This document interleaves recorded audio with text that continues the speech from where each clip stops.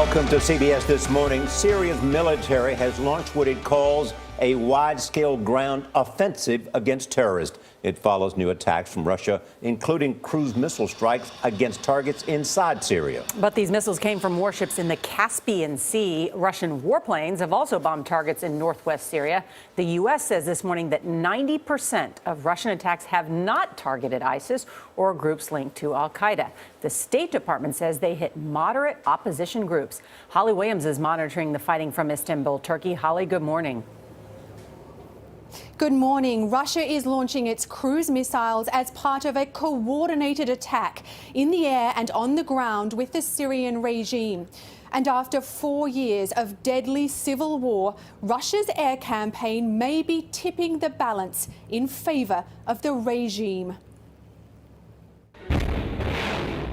Blasting off from its warships on the Caspian Sea, Russia says its cruise missiles are hitting parts of northern Syria, where both ISIS and al-Qaeda-linked groups have a heavy presence. The Russian President Vladimir Putin said striking targets at a distance of over 900 miles showed the high qualifications of his country's military. More than a week after it began launching airstrikes in Syria, Russia seems to be reasserting itself as a superpower.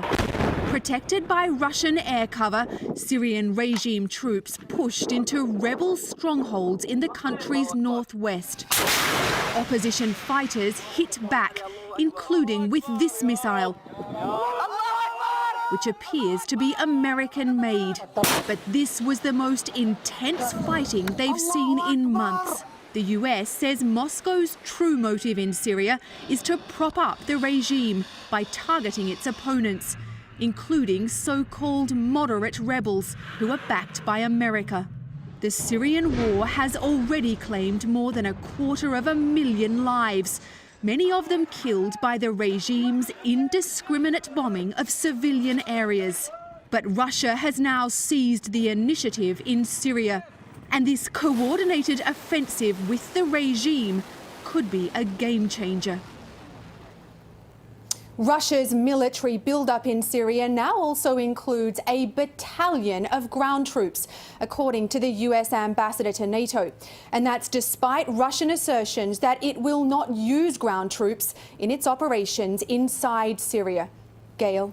Thank you, Holly Williams, reporting from Turkey.